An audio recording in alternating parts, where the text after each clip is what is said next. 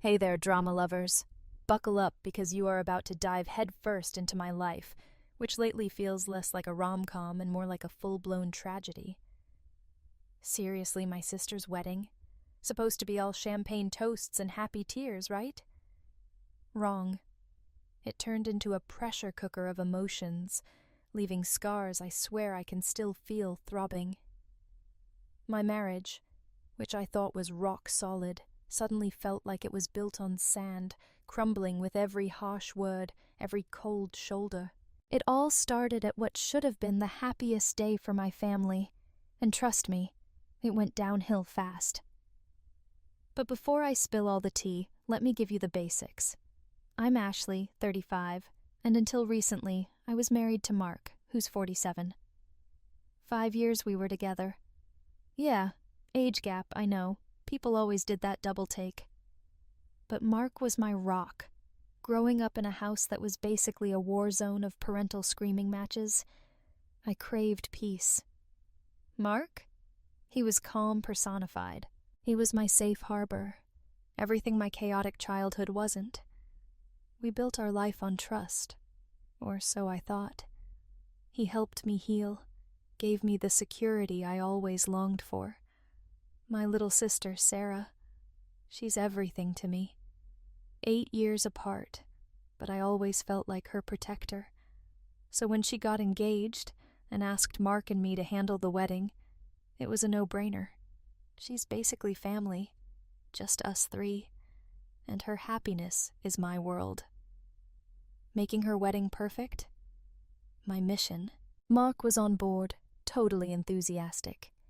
Venue hunting, decor decisions, we were in it together, Pinterest boards and all.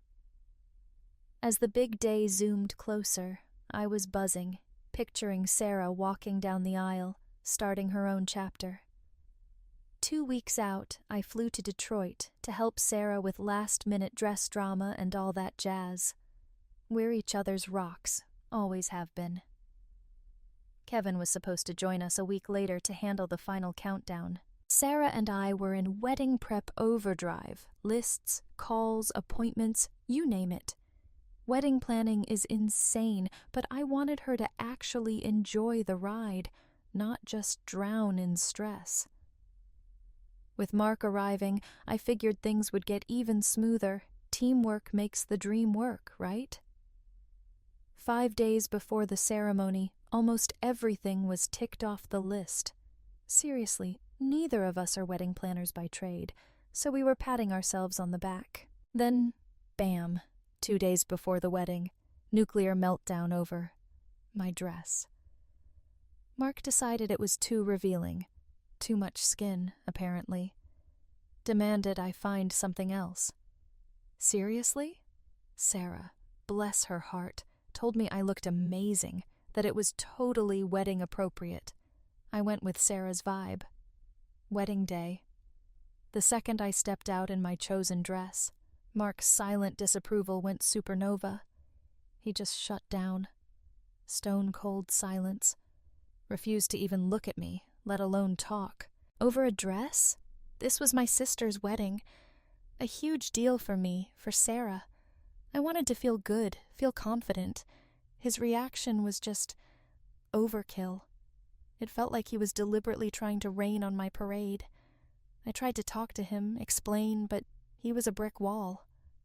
Fine, I wore the dress anyway. And he? He just detached. Acted like he was a random guest, not my husband. Zero interaction with anyone. Total wedding buzzkill. It was disheartening. Why was he acting like this? He knew how much this day meant to me, especially for Sarah. Our parents' train wreck marriage had scarred us both, made us both skeptical about the whole happily ever after thing. Sarah was always the hesitant one. Now she was taking the plunge, and I wanted her to see marriage could be amazing, joyful. And then, out of nowhere, Chris. My blast from the past childhood sweetheart.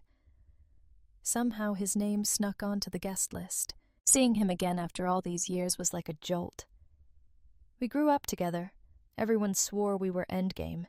But life, right? We went in different directions after college, lost touch. Until now.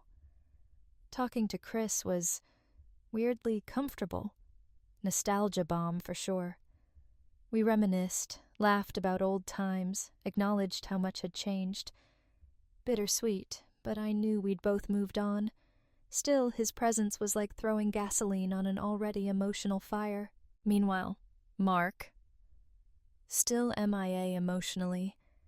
My dress, gorgeous as it was a walking hazard. Heels and cobblestone, not a match made in heaven. I was wobbling like a newborn giraffe. Mark, Mr. Observant? Oblivious. Just as I was about to faceplant, Chris caught me, saved me from total embarrassment. For a split second, yeah, old feelings flickered, quickly extinguished. I glanced at Mark, hoping for some kind of reaction. Nada. He was engrossed in his bread roll or something, didn't even register. The contrast between him and Chris was stark. Mark sulking in the corner, Chris stepping up, making sure things ran smoothly, like he actually cared. In that moment, Chris felt more like family than my own husband. He was present, engaged, supportive. Everything Mark wasn't. It made me question everything. What does it say when someone from your past cares more about your sister's wedding than your own husband? Later, I found Sarah. She greeted me with this knowing smirk, totally clocked the whole Chris saving me situation, teased me about it, joked that maybe it was Chris catching me that spurred him into wedding helper mode. We laughed, reminisced about the good old days, back when life was simple and we could talk about anything without overthinking. Then Chris joined us, and it was like no time had passed. Easy laughter, comfortable banter, like we were back in high school. Sarah even commented on how much it felt like the old days when Chris and I were inseparable. Chris admitted he missed those times, wished we could rewind. In that moment, I felt this deep appreciation for our history. Family isn't just blood, is it? It's about who shows up, who supports you, no strings attached. That thought just hung there, heavy. As we swapped stories, laughter echoing, I felt that deep-rooted connection resurface. Every memory, every shared joke, just reinforced the gratitude I felt for those moments. The night unfolded, and it became clear that some bonds just don't break, no matter the miles, the years. Chris's presence was a reminder that some friendships are just built to last, unwavering support systems for life. As the night wound down, there was this quiet understanding between us, a comfort in knowing we had that shared past and maybe a shared future of friendship. Chris and I were running around, making sure everything was perfect, everyone was happy. Between the chaos, we stole moments for playful jabs, light-hearted teasing. It was a welcome distraction from the weird tension with Mark, a chance to actually enjoy the evening. The energy between Chris and me was undeniable. With every shared smile, every inside joke, I felt this pull, this inexplicable connection. It was like we were in our own bubble, oblivious to the wedding madness around us. Then the music shifted, slow dance time, couples pairing off, swaying to some cheesy ballad. And suddenly, Mark slammed back into my consciousness. Where was he? Scanned the room, nada. Phone, straight to voicemail. Annoyance flared. Fine. I'm not letting his sulking ruin Sarah's night. I pushed my worry aside, dove back into the wedding joy. Music pumping, dance floor packed. I realized something. I didn't need Mark to have a good time. I was perfectly capable of enjoying myself, husband or no husband. This night was about making memories, and I wasn't letting anything or anyone derail that. Slow dance in full swing, still no Mark. Then Chris turned to me, that familiar smile, hand outstretched. "Dance?" he asked. "For old time's sake?" Considering he'd been a wedding superhero all night, it felt right. We moved onto the dance floor. And yeah, we probably looked like a couple. Anyone not clued into the Mark drama probably assumed we were together. Bittersweet. Chris had always been there, in ways Mark hadn't. With every step, I felt that pull, that connection, intensify. I could feel eyes on us, curious glances. Irony overload.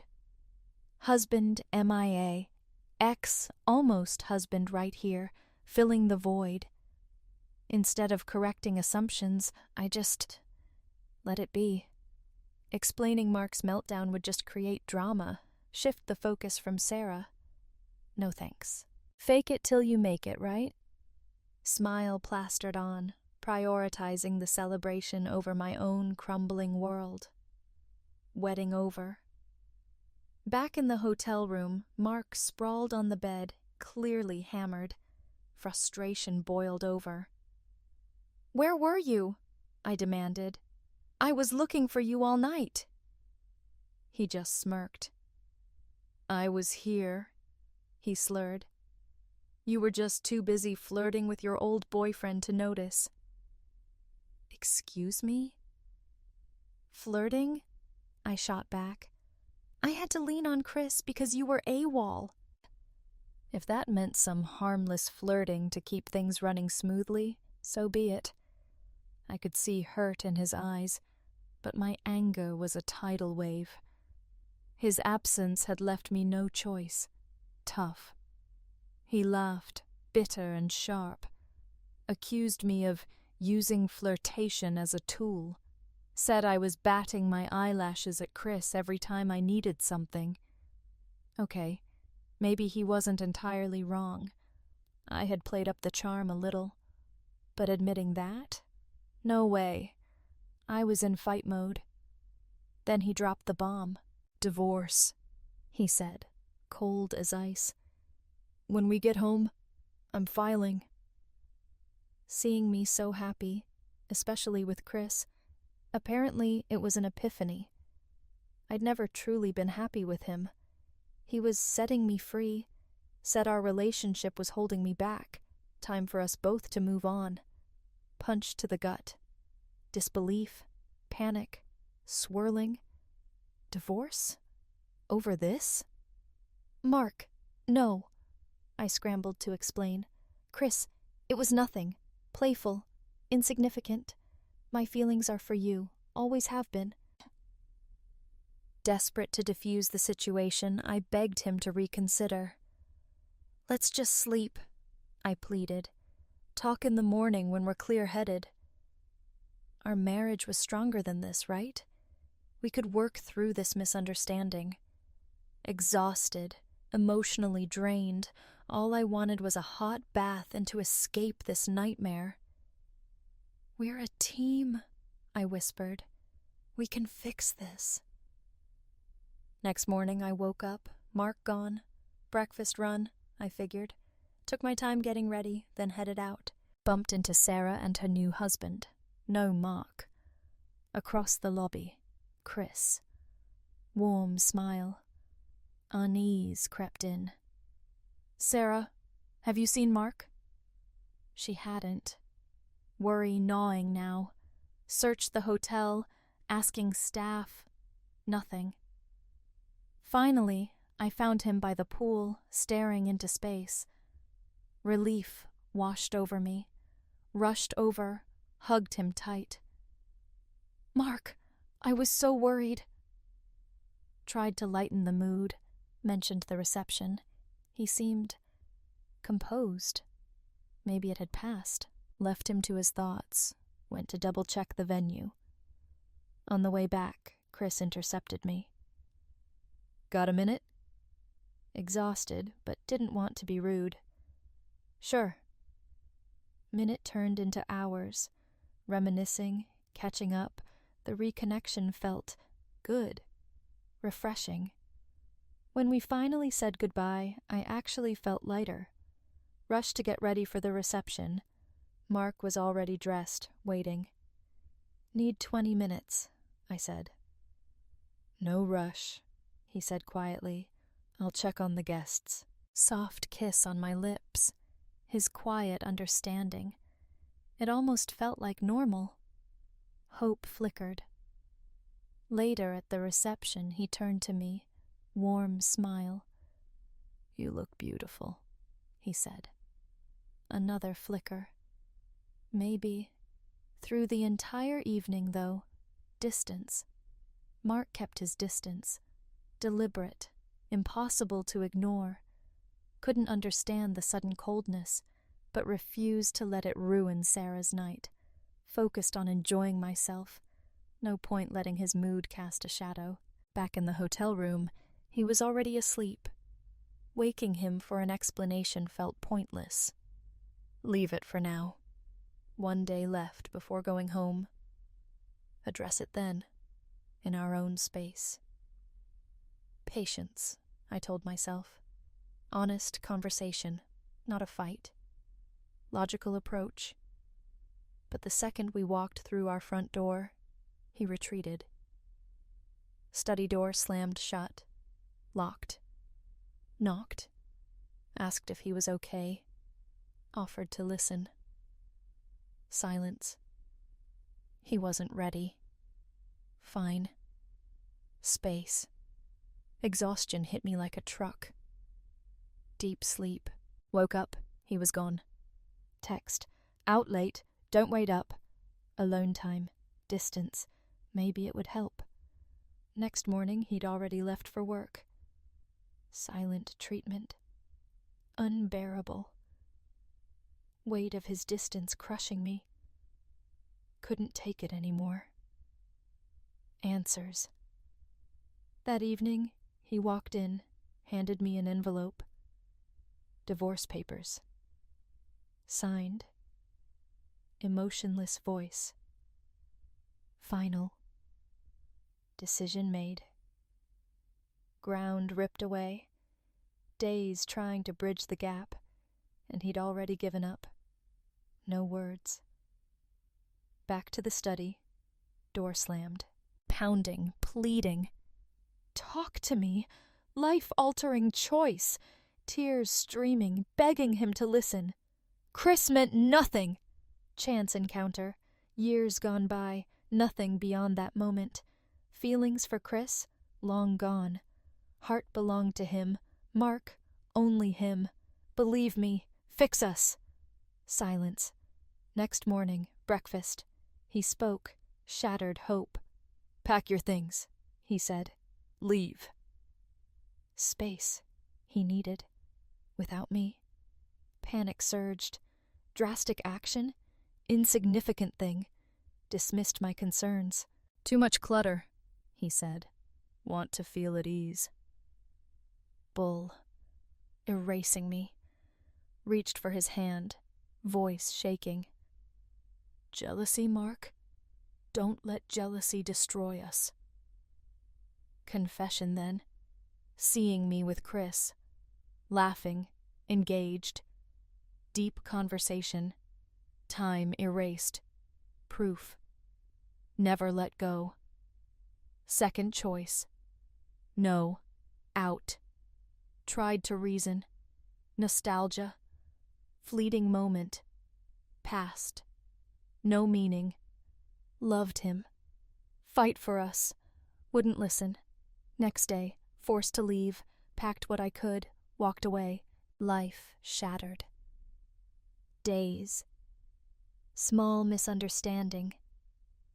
Preventable. Everything gone. Foolish flirting. Jealousy. Cost me everything. Reckless. Should have communicated. Consideration. Actions have consequences. Never imagined. Simple moment, past. Destroy, present, future.